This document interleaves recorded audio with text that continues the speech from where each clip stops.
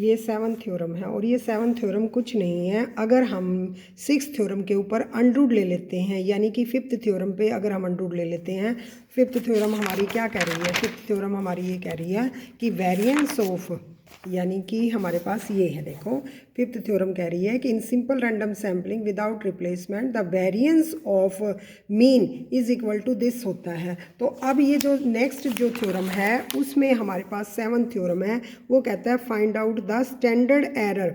तो standard error का मतलब क्या है? अगर मैं वेरिएंस पे अंडरूट ले लेती हूँ तो सैम्पलिंग डिस्ट्रीब्यूशन में वो क्या बन जाता है? Standard error. तो जो हमारी 5th थ्योरम है उस पर अगर हम अंडरूट ले लेते हैं, 5th थ्योरम हमारी ये है, variance of Y N is equal to N minus N square, ठीक है ना। तो स्क्वेयर पे अगर मैं ले लूँगी इस पे भी, तो ये ऐसे कैंसिल हो जाएगा और यहाँ पर अंडरूट रह जाएगा। तो ये हमने प्रूव करना है, ठीक है। तो अब ये प्रूव करना है तो कौन सी थ्योरम आनी चाहिए हमें? 5th थ्योरम आनी चाहिए।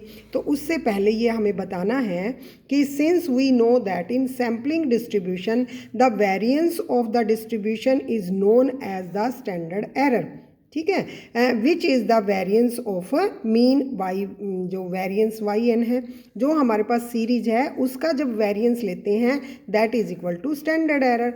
That's why first we have to prove theorem, 5th theorem हमें प्रूव करनी है। अब आपने कहा था कि जी रिवीजन कराओ, तो मैं एक बार 5th थ्योरम को दोबारा थोड़ा सा जल्दी जल्दी बता देती हूँ। तो 5th थ्योरम में हमें क्या गिवन है कि वेरिएंस ऑफ वाई एन क्या है? वेरिएंस ऑफ वाई एन हम एक्सपेक्टेशन की टर्म में ऐसे लिखते होते हैं, जैसे हमने ये लिखा था। तो expected value of Y n bar, यहाँ रैंडम वेरिएबल क्या है? वाई एन बार है एक्स की जगह पे, तो इसका स्क्वायर और होल स्क्वायर होता है, ठीक है। तो यहाँ से हमारे पास ये एज इट इज़ रहने दो, और ये हमने 3rd थ्योरम में प्रूव किया है। This is equal to, side में मैंने सबके लिख रखे हैं बेटा, तो उसको यूज़ करके यहाँ पर ये यूज़ कर लिया। अब मेरे पास केवल ये रह गया एंड दिस वन, इसको मैंने ओपन कर दिया। ओपन करने का मतलब यहाँ पर हमारे पास मीन को कैसे लिख सकते हैं? ये लिख सकते हैं, हो गया। अब इसका भी होल स्क्वायर है, इसको हम 2 टर्म में लिख सकते हैं, वेरिएंस और कोवेरिएंस में, और माइनस ऑफ दिस। अब हमारे पास क्या है? ये इसकी एक्सपेक्टेशन है, तो इन दोनों टर्म की एक्सपेक्टेशन ले लेंगे, पहले इस टर्म की एक्सपेक्टेशन और इस टर्म की एक्सपेक्टेशन।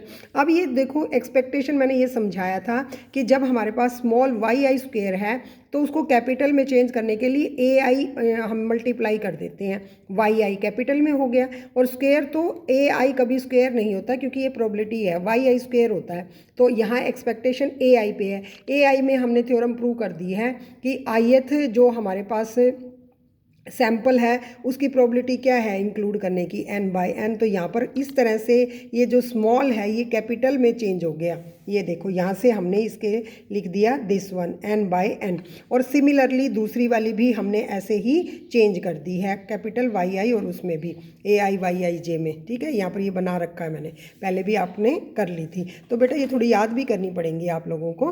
अब हमारे पास ये वाली और ये वाली और ये तो है, लेकिन मेरे को तो एस स्क्वायर में चाहिए। रिजल्ट हमारे को कहाँ चेंज करना है? एस स्क्वायर में। और तो एस स्क्वायर में चेंज करने के लिए हमें पता है कि ये जो हमारी टर्म्स हैं इसी में वाई आई जे है, पहले तो इसको वाई आई जे को हम चेंज करते हैं।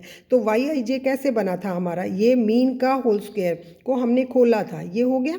अब हमारे पास क्या है? इसको एक तरफ रख लिया और ये जो वैल्यू है उधर ले गए। तो यहाँ पर हमारे पास ये तो वाई एन बार है और माइनस ऑफ दिस है इज इक्वल टू दिस, तो इसकी जगह पे बेटा मैंने ये रख दिया, ठीक है। यहाँ पर हमने क्या रखा? ये वाली वैल्यू। अब ये वैल्यू जो है हमारी, इसमें हमने इसको चेंज किया है। कैसे चेंज किया है? यही देखो सारी वैल्यू हैं, इसको हमने देखो, ये वैसे क्या होता है समीशन वाई आई माइनस में n माइनस 1 से डिवाइड और मल्टीप्लाई कर दूं तो ये चीज़ मेरी क्या बन जाएगी? स्क्वायर बन जाएगी।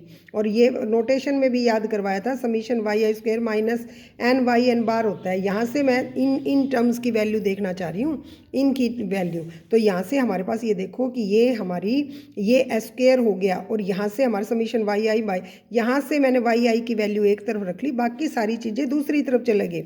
तो यहाँ हमारे पास वाई आई स्क्वायर क्या रख दोगे आप? ये सारी वैल्यू रख दोगे। सिमिलरली ये वाली वैल्यू मैंने क्या रखी है? यहाँ से वैल्यू रखी है, और यहाँ भी तो वाई आई स्क्वायर है, तो वाई आई स्क्वायर यहाँ का ये वाला लिखा जाएगा, ठीक है। तो ये हम जब लिख रहे हैं इसके अंदर हमने ये वाली की है ना, ये सारी की सारी वैल्यू हमारे पास यहाँ से आ गई है। तो ये सब की सब हमने चेंज करके और तब जाके, या मैंने बिल्कुल खोल खोल के भी लिख रखा है बेटा, बिल्कुल आराम से सारी चीज़ें एक एक चीज़ अलग से भी बता रखी है, तब जाके हमारे पास ये वाली वैल्यू आई हुई है। और ऐसे ही इधर से भी जो सारी की सारी वैल्यू हम चेंज कर देंगे। 1 मिनट। तो इस तरह से यहाँ पर जो है ये सारी वैल्यू एस वाली, ये सारी वैल्यू हमने ये रखनी है। यहाँ से ये जो वैल्यू है ये वाली रखनी है। इसमें अगेन मैंने बुक में से आपको करवाया है कि वाई आई स्क्वेयर की फिर दोबारा वैल्यू रख रही यहाँ पर, और फिर वाई एन बार मैंने कट जाएगा। वहाँ पर मैंने बिल्कुल एलसीएम निकाल के भी दिखाया था आपको, कि अलग से एक एलसीएम भी निकाल के दिखाया था। एक बच्चे ने जैसे पूछा था कैसे आई, तो यहाँ से हमारे पास जो वैल्यू आती है वो हमारी क्या रह जाती है, तब जाके हमारी ये क्या है, n माइनस एन और n रहती है और s स्क्वेयर होती है। ठीक है, लेकिन ये जो रिजल्ट है फिफ्थ वाला आप एज इट इज़ लिखोगे फिर, क्योंकि हमें यहाँ तो क्या निकालना है, स्टैंडर्ड एरर निकालना है। ये रिजल्ट आया ना फिफ्थ का, तो ये फिफ्थ के रिजल्ट को फिर हमने ये लिखना है, now if we will take the under root on both side, तब जाके मेरे क्या हो जाता है, ये स्टैंडर्ड एरर के बराबर आ जाएगी। और ये बताना है but always S square is not available, तो हम उसकी जगह पे क्या यूज़ करते हैं, स्मॉल एस स्क्वेयर यूज़ करते हैं। तो इस तरह से सेवन्थ जो थ्योरम है उसके अंदर हमने फिफ्थ थ्योरम भी ये यूज़ करनी है, फिर जाके हमारे पास ये वाली थ्योरम बनेगी। ठीक है, तो सेवन्थ थ्योरम में ये जो सारे रिजल्ट है ना बेटा, ये सारे रिजल्ट आपने जैसे पहले भी किए हैं। यहाँ पर हमारी जो सिक्स थ्योरम है, सिक्स में भी देखो यही वाले किए हैं। यहाँ पर इसको n बाई n कर दिया, इसको f कर दिया, लेकिन ये तो पहले क्या है, this is also the fifth theorem. इसी को मैंने चेंज कर दिया, इसको हमने f कह दिया, है ना, फाइनाइट कोरेक्शन फैक्टर, ये सारा का सारा ऐसे लगाया है। और यहाँ पर मैंने शॉर्ट फॉर्म में दोबारा तुम्हारे को इस तरह से ये करके दिखाई है। ये सारी फिफ्थ थ्योरम ही तो है, ये देखो सारा का सारा अगेन बार बार हमने उन्हीं चीज़ों को ऐसे किया हुआ है। और ए आई को मैंने देखो कैसे यहाँ पर से ये चेंज कर दिया, ये लिखा। फिर यहाँ पर हमने ये वैल्यूज़ देखो बिल्कुल अच्छी तरीके से, जैसे फिफ्थ में इतना खोल के नहीं लिखा, तो ये देखो सिक्स में लिख तो दी है सारी की सारी, ये देखो ये सारी लिख दी है। अब यहाँ से ये वाली चीज़ हमारी क्या हो गई है, कैंसिल आउट हो गई है, उधर से ये दूसरी वाली हो गई और ये टर्म्स रहेगी।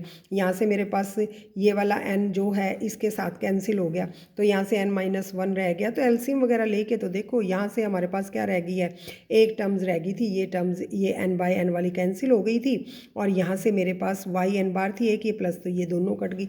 तो मेरे पास रिजल्ट क्या है, ये सारी के सारी वही थ्योरम तो है, ये सारे स्टेप्स तो वही हैं। ये मैं एक बार आपको PDF भी भेजूंगी, तो ये आपको अच्छे से निकालनी आनी चाहिए। एक ही इक्वेशन है, थ्योरम है, जिसको हमने बार बार चेंज करके लिखा है। तो ये हमारे पास जैसे सिक्स थ्योरम है, और अब हमारे पास सेवन्थ थ्योरम है, तो सेवन्थ के अंदर हमने केवल अंडरवुड ले रखा है, ये वाली होगी। और सिमिलरली फिर हमने क्या निकालनी है, एट्थ थ्योरम भी इसी तरह से प्रूव करनी है। तो ये सारी की सारी किस पे डिपेंड कर रही हैं, देखो ये हमारी फिफ्थ थ्योरम है। ओके।